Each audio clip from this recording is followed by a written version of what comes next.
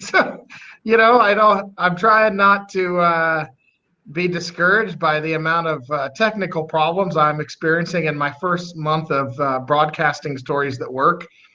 So I just feel like if I don't give up, I'll work out these kinks and everything will be going smoothly eventually. So this was an unscheduled broadcast today for Stories That Work. I'm Deacon Adam or Deacon Finn or Deacon Finian or Deacon Funyan, based on how you know me. And we had a major glitch with the software we were using yesterday. It's a plugin. And so Father James Hamrick, who we already did this interview yesterday, and now we get to talk about it again. And maybe I think one of the silver linings might be that the two of us are a little more coherent a second time through. But I do feel bad for Father James putting in all that effort yesterday, and now here we are back again. Today's episode, I just need to double check that about today's. I always like to make sure that it's launching on our Antiochian page. And there it is. So I'm a little less nervous. But basically, here we go, moving this over. So welcome to Stories at Work. I'm Deacon Adam Roberts. I'm the host. And the goal of these episodes is to share things that are actually working. These are real stories in our parishes that we can look up to and say, oh, wow, look at that. And I'm also convinced every one of our parishes has something they can share that they're doing well. Today's topic is about deacons, and you may not have a deacon at your church. If you don't have a deacon, you should listen in, because we're going to talk about why we need deacons. We're going to talk about the value of deacon, the transition of getting a deacon. If you have deacons, you should listen, because we're going to talk about what it's like to work with deacons, the benefit they bring, if things are not working out, what we can do about it to work it out. And so we're going to cover a wide range of stuff over the next 30 minutes. And you're welcome to comment and ask questions. And we will probably save the questions till the end, unless it makes a lot of sense and Father James wants to go ahead and address it. But mostly we try to save the questions until the end, but you always get to ask a question in the comment section. Father James Hamrick is the pastor of St. John the Baptist in Lewistown, Maryland, and if you could be gracious with his attire, he looks quite handsome in his tie, but he is a bivocational priest like many of our clergy, and so he does not have the opportunity to wear his clerical garb at work, and something I know he would probably love to be able to do, but a lot of our clergy have to wear a different uniform with their work Monday through Friday. And so despite that, he's taken time out of his work day a second time to come on here and talk with me about deacons. And we both love talking about these kind of things. So this works out. I've known Father James for a few years now. And I love spending every minute we get to spend there. I love it. I always have a little bit more energy after our phone calls. So do you want to introduce yourself real quick, just maybe an elevator speech? Sure, and yesterday was a great dress rehearsal, so thank you. But for those that don't know me, I've been a priest in the Archdiocese now for 10 years. We were a convert congregation coming out of the Charismatic Episcopal Church, and prior to that, I was a United Methodist pastor, the son of a Methodist pastor. And so I've been in ordained ministry for about 20 years, and half of that time here in the Archdiocese, serving under Bishop John, His Grace Bishop John, and at the diocesan level under Bishop Thomas. We didn't mention this, and I do want to mention, you have a book that I love. And even though this is not our topic today, I do want to talk about the book. So do you mind sharing the title of the book and what it's about real quick? I don't want to take up too much time. Sure. So the book was actually my master's thesis through the Antiochian House of Studies, University of Ballymand, and it's called Orthodox Preaching as the Oral Icon of Christ. My first reader, Father Michel Najim, had recommended that I look at having it published, and I sent it off to a few publishers for review, and Orthodox Logos Publishing in the Netherlands agreed to publish it. So it's available through Amazon and other, through the Antiochian Village Bookstore and other major booksellers around the world. Yeah, and so I think it's a great gift for clergy, anybody who's preaching. And the way I look at it is even our best preachers in the Archdiocese can benefit from this book because we can always grow as preachers. Certainly. Yeah. So, okay. So let's get started on our topic. Today we're talking about deacons. If you don't have a deacon, we're going to talk about why you should be cultivating them and what that cultivation looks like. And the diaconal formation is a little different than a priestly formation. They come from a different place than what we're used to. Yeah, they don't come from seminaries. Typically, your deacon is going to have a different relationship and a different dynamic with your parish. So how do you want to start our conversation about deacons? Well, so since you kind of kicked it off in that vein, I'll stay with that in saying, so when I discuss deacons today, I think that we really need to distinguish between the deacon who's just waiting to become a priest and the man who has been truly called to the diaconate ministry. Doesn't mean that a permanent deacon may not one day be a priest or be called to the priesthood, but I think that there is a distinction between someone who's in orders just waiting to rise to the next rank. And so for that person, for that man, I think that he most visibly brings completion to the ordained ministry. And one of the things that you and I had discussed, Deacon Adam, is with regard to what Alexander Schmemann in his book, The Eucharist, talks about in this historical development of the diaconate. And in the very early church, it was very self-evident to all the importance of the diaconate and as the completion of this really kind of triune ministry. And the deacon in the early church was responsible for receiving all of the gifts, not just the bread and the wine that was being brought, but all of the charitable giving. It was the church, if you remember, that took care of all of the poor, the widows, the orphans, and so forth for that whole area. And so they would literally bring truckloads, the people would bring truckloads of items into the church. And the deacons would be the ones receiving it and bringing it to what they called the table of oblation, which that later was transferred up into the sanctuary where we keep the gifts today. And so that with the historical development and the church then becoming the Holy Roman Empire becoming Christianized, the church could no longer in a practical level sustain that level of care. But it was seen, the deacon's ministry was very closely tied to this whole sacrament of love. It was the love of Christ for among the people being manifest through these gifts that were brought to the deacon then carrying those gifts, and specifically the sacramental gifts of bread and wine being then brought to the priest for consecration. So really the only thing that we have left liturgically is the present or the bringing of the gifts of bread and wine. And so really the deacon's ministry was sort of relegated by the 14th century to the proscomidi. And of course, for those of you who are in the Eastern Rite, we know that that's now been taken over by the priest. So we have almost, liturgically, we have almost completely lost this sense of this importance between the caring and the charitable ministry of the deacon that really is the bridge between the people and the ordained. And it was also the deacon, it's also to this day, it's also the deacon who is raised up from among that local parish or mission. So it's the rare exception that a deacon is being assigned by the metropolitan to a church that's not his own.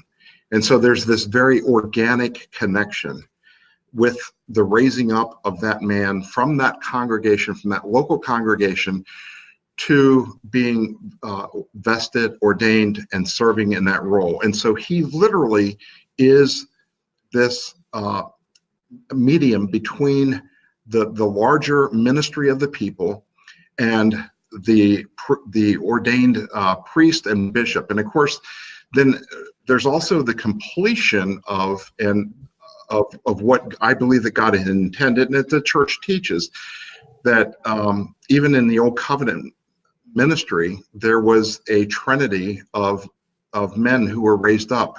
There was the high priest, the priest, and the order of Levites.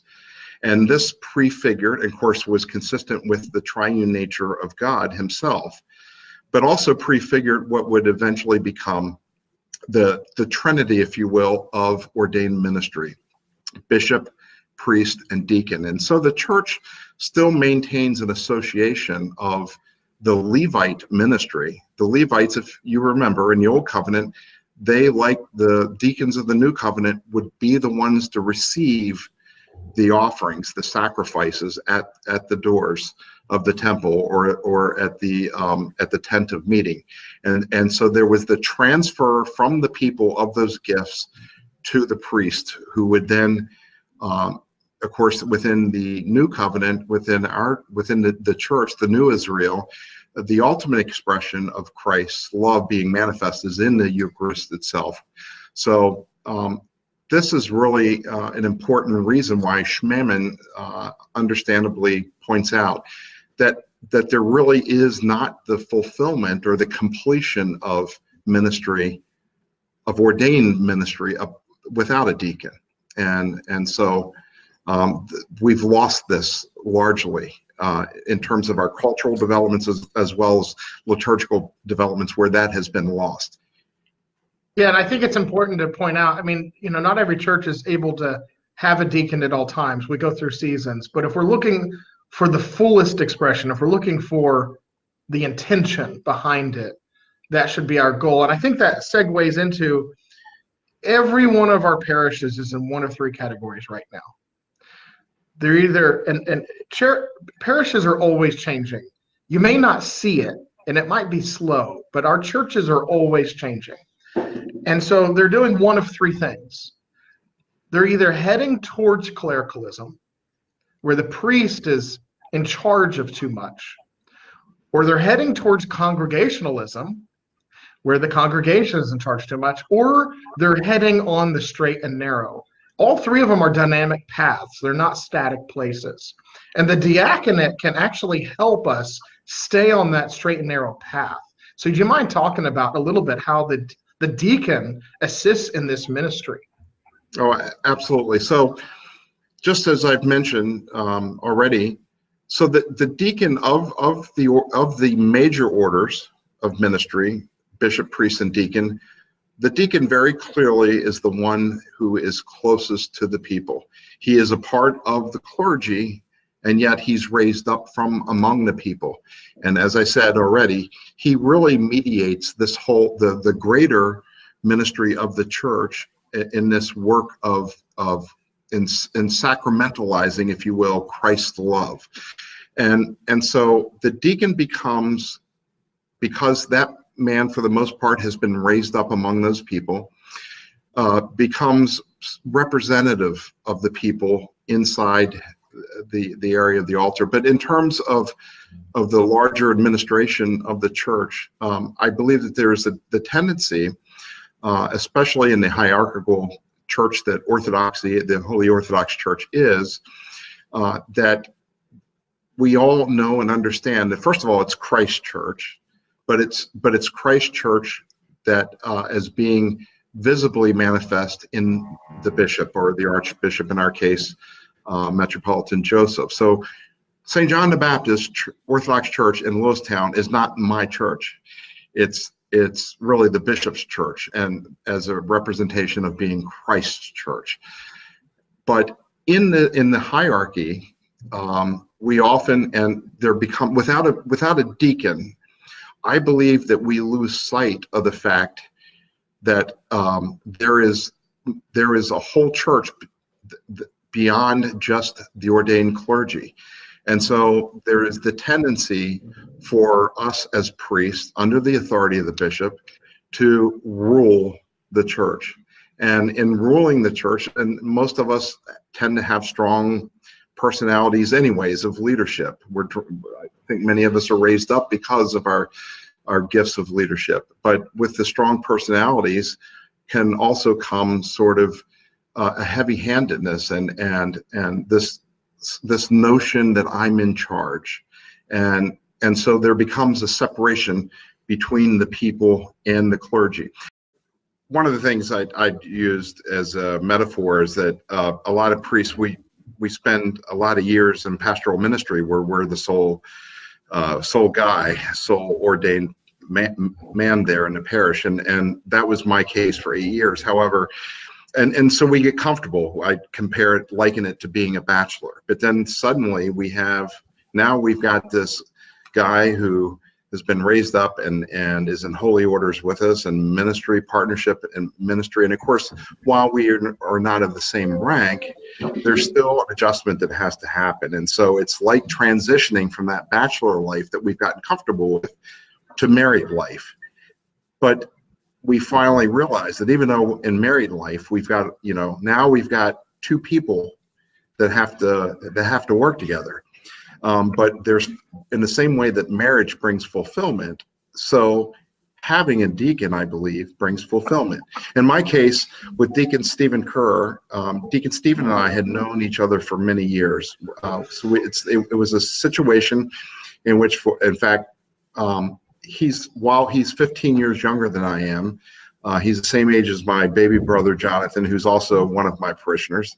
But these two young men were taught by me in Sunday school when they were in high school. So we've literally known each other and grown up.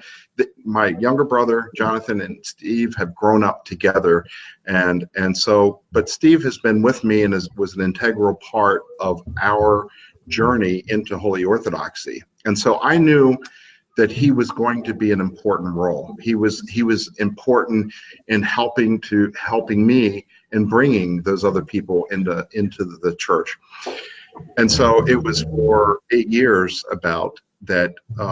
He was only a subdeacon and he was preparing, but it was all in God's time.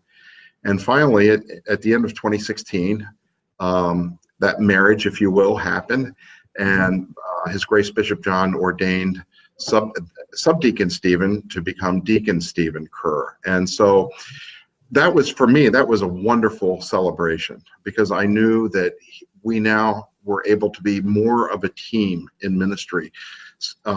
While he is limited, even as a deacon, in certain things, he can't do blessings. Obviously, he cannot consecrate the sacraments.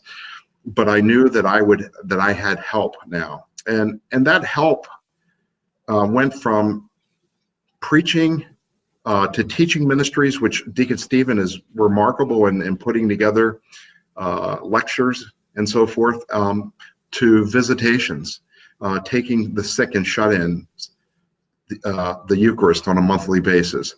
So in many ways, he's prevented me and helped me from burnout. But in this sort of marriage of ministry, it also helps to keep me grounded. I think that in that clericalism, we tend to have a diluted view of ourselves as a leader. And so by having an honest and transparent relationship with our deacon, which I think is vitally important, it's really for our own development, our own salvation. And while he's not my spiritual father, obviously, so there is a difference. There's not a complete reciprocity of relationship, but I think it's important that that having that deacon and having that relationship of mutual trust and transparency can really help us in our own ministry and in the ministry of the broader church as well. They are being they're being better served by a team rather than a single priest who is susceptible to all the pitfalls of being just a single priest. And so it's been quite a blessing for us. Now, that's not to say that we always see eye to eye. We have two very different personalities. We have different interests in many areas, but we also share common interest. And the one thing that we do have in common is the heart to serve. And Deacon Stephen and most deacons who are looking at the permanent diaconate, that's their the most visible badge or outward display, because these are men who, by and large, either are not getting paid at all or being paid very little. There's very little, material benefit to being. Sorry. No, I see a little table. Sorry for the pause. For those that don't know, I'm at a Antiochian retreat for the Diocese of the South, and I ran away to do this broadcast, and I'm hiding in a Sunday school room at St. Elias in Atlanta, and somebody was wondering if they could do the same thing. So apparently I had the same thoughts as somebody else. They're doing the same thing. So Shamasi Shelkaim, if you know her, just peeked her head in and it was like, oh, this room's taken. So sorry about that, Father James, but you continue. So just wrapping up my point, it was as recent as just last Friday evening that Deacon Stephen and I had a pretty heated exchange, and it really much of it had to do with just each of us having a very difficult week, really in matters outside of the church. But it was really also rooted in miscommunication and misunderstanding, which led to disappointment. But when we finally picked up the phone and we got on the phone and realized that what the true issues were, we were able to ask each other forgiveness. And the next day, we were, or it was a couple days later, but a couple days later, we were together in the car, heading out to visit one of our parishioners who is in hospice care at this time. And another, my second mom, as I call her, one of my parishioners, who's in the nursing home near the end of life, taking them Eucharist, literally together, myself and Deacon Stephen, with these individuals at end of life, and taking the grace and the love of Christ to them. And so we grow from this. I think that having a deacon helps keep us priests grounded. Deacon Stephen certainly does for me. Now, he doesn't have problems with confrontation. And so I know that many of, particularly deacons who may feel intimidated by a strong personality priest, that may be an issue. But that as long as that relationship of mutual love, trust, and accountability can continue to grow, it's a powerful relationship, and the whole parish benefits as a result. Yeah, so to recap, we basically talked about Father Schmeman's words and how the diaconate gives us the fullness of the church. And Yes. and we don't really know of a way to have that fullness without a deacon. And so we should always be working towards that. The deacons are cultivated from within that congregation. That has been our history. Sometimes deacons transfer or move, obviously, but typically that's what you're having. And so there's a different relationship. There's a bridge there between the priest and the congregation. We also talked about, and I love that you remind us that deacons didn't begin with the New Testament in Acts. And some of us who don't know our Old Testament don't know that Levitical history there of the deacons. And so just as everything else was redeemed and that priesthood was redeemed and continued in a new way, our diaconate continued. And so we don't only hear about it in Acts and in Timothy, we hear about it in this the Levitical way, which is just a great reminder. And then in case those of you don't know, we didn't get a chance to talk about this. The reason I'm talking to Father James is because I knew how well they are working together. You and Deacon Stephen are working together. And so you might be in a parish right now where that's not exactly happening, but you can get there with some humility and some training and some leadership. Some priests, you need to learn how to work with the deacon. Maybe no one ever taught you that. And so we can give you that grace and compassion of, hey, let's start with a clean slate and let's get that working. If you're a deacon and it's not working out so well, maybe you haven't been taught on how to be this second man.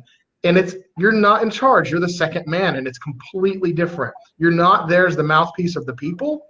You're second in command under the priest. And you need to have some heart to heart to make sure you're in alignment with your priest. It is so easy for a good man who's a deacon to undermine his priest and not even realize it.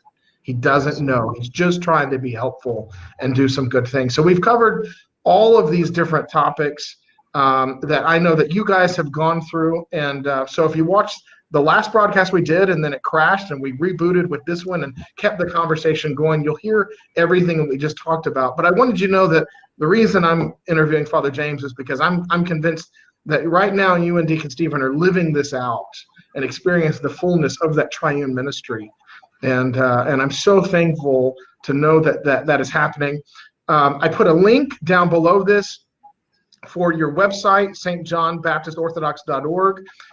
If you want to contact Father James and talk to him about your particular scenario and the nuance of that, you're more than welcome to reach him, and he'd be happy to talk to you over the phone or through email. You can reach him through that website, and I encourage you to do so. If you don't like the idea of having a deacon and you're a priest, and you're like, what's wrong with Father James? Talk to him. He'll tell you why it made a tangible benefit to their parish, and how that can be true for every one of our churches. And that gets me excited. The idea, I mean, as a new deacon, I'm only 6 months into this, but I've been studying the diaconate for many years.